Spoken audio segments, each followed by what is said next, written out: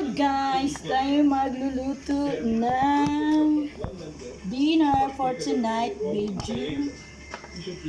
Magluluto ako ng pansit at gulay para makulay ang ating life. Sa kamera para depensa ng panukalang budget ng Office of President na nakatakdang isa-isa ng September 8.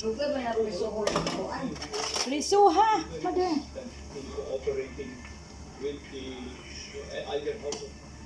Gulay, makulay ang ating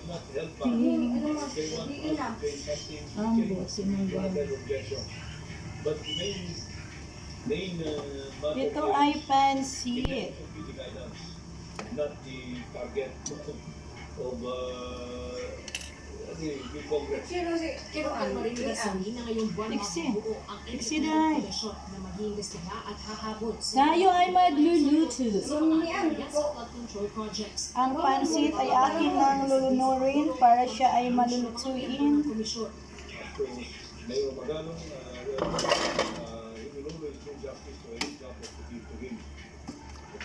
Ito ay pansit na may sabaw-sabaw. Si gusto nila ng sabaw. Huwag yung mauga-uga. There are many other names that we have considered, and I will not go beyond that. Kasi masarap daw ang pansit pag mabasa-basa. September 9, ayon kay House Central Committee Co-Chair Lenny Masuko mas madar. ang mga kumpanyang hawak ng Sara Vizcaya na kanila nang pinadadaan sa PINA. Pinadadaan na rin sa PINA ang iba pang opisyal. Pwede na ang mag-asawa. Catalyst Builders Incorporated, Waller Builders Corporation, Sims Construction Kasi Trading. mama, ano mo yung nawa pa mag-oras, paparamon. Dito ka pala pag-ibigay na natin further proceedings na natin kapalitin. Yummy, yummy, and your tummy. Pero, that's the reason why